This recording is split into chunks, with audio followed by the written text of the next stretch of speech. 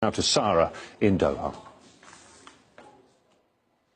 Thanks, Jonah. Now, thousands of students have taken to the streets of the Bangladeshi capital, Dhaka, to demand better road safety. It's been 5 days since 2 students were killed by a speeding bus on Sunday, and protests have been going on since. Now, they've brought the city to a standstill. In fact, the students have been chanting, "We want justice," and checking people's driver's licenses, as well as blocking main junctions.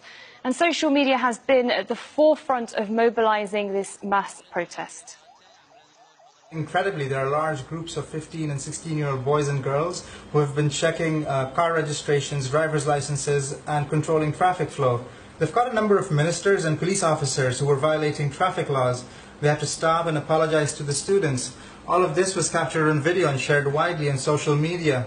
The young people here have been frustrated at the inability of the government to undertake basic functions of the state. And they've just demonstrated that it is possible to do that if the will is there. The urban youth here are connected to the internet, and it is making it easier for them to organize protests. Now, many videos and pictures are also being shared, and the hashtag that's being used for that is road safety, or what you heard earlier, which is "We Want Justice." But this video went viral, and it shows how an 18-year-old tried to stop a truck, but at one point the driver drove straight towards him. And last year, more than 4,200 pedestrians were killed in road accidents in Bangladesh alone. Now, there are lots of cartoons that are also being shared that criticise what they call a corrupt and dangerous transport system. And if you have a look at this one here, it's just one of the examples. It shows a policeman taking a bribe from a truck driver, and right behind him is one of those student protesters who's actually checking the licence and being a citizen law enforcer for that truck driver there. So it just gives you an idea of what's going on and the situation there. Now, the students don't seem to be moving out of the streets anytime soon either.